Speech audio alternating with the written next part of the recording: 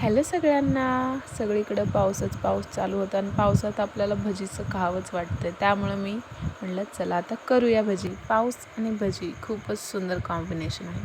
त्यासाठी मी असं 2 वाटी बेसनचं पीठ घेतलेलं आहे आणि असं बारीक कांदा चिरून घेतला आहे, बारीक मिरची, अद्रक लसूणचं पेस्ट आणि कोथिंबीर. आता यामध्ये मी चवीनुसार मीठ घालत आहे. त्यानंतर मी जे आवरून घेतलेलं होतं ते यामध्ये टाकून घेत आहे. असं बारीक चिरलेलं कांदा आणि कोथिंबीर, हिरव्या मिरच्या आणि अद्रक लसूणचं पेस्ट हे मस्त आहे, कारण ह्याच्याशिवाय भजी छानच नाही होत. आणि आता मी थोडंसं सोडा घातले, कारण सोडा नाही घातलं तर भजी फुलणार नाही, घटघट होतील आणि चव येणार नाही.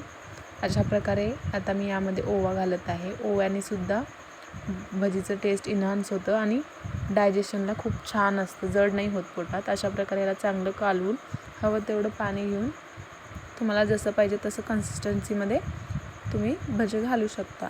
अशा प्रकारे मी सगळं ह्याला हलवून घेत आहे, एकजूट करत आहे, कारण आपण सोडा पण घातलेला आहे. सगळे एकत्र चांगलं मिसळून जायला पाहिजे, नाहीतर भजी चांगले नाही होणार.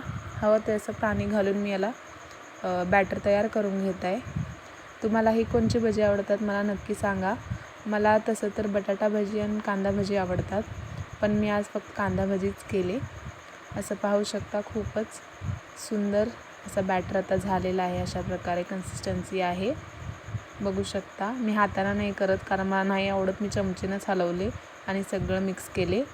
आता मी एकीकडं तेल गरम करायला ठेवलेलं आहे.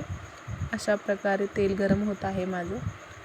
तेल गरम झाल्यानंतरच भजी टाका, नाहीतर ते बरोबर नाही होणार. अशा प्रकारे आता माझं तेल गरम झालेलं आहे. त्यामध्ये असं मी चमचेने भजी टाकत आहे. टाकून झालेले आहेत. आता याला चांगलं वाफू द्यायचं आहे, म्हणजे तेलामध्ये डीप फ्राय होऊ द्यायचं आहे. असे बघा बबल्स येत आहेत. जोपर्यंत हे बबल्स कमी नाही होत तोपर्यंत आपल्याला ह्याला फ्राय करायचं आहे. मीडियम फ्लेमवर ठेवा, नाहीतर हाय फ्लेमवर ठेवलं तर भजी सगळे करपून जातील. अशा प्रकारे बघा, जरा असे लाल झाले ना त्याला पलटून टाका. आता माझे हळूहळू होत आहेत. अशा प्रकारे लाल झाल्यामुळं मी आता पलटून घेत आहे आणि दोन्ही साईडनं चांगलं 2-2 मिनिट त्याला डीप फ्राय होऊ द्यायचं आहे. अशा प्रकारे बघू शकता. आता माझे बबल्स थोडे कमी झालेत. आता 1-1.5 मिनिटात मी हे सगळे उतरून घेते. आता बघू शकता, व्हिडिओ फास्ट मोड होता म्हणून जल्दीच होत आहे.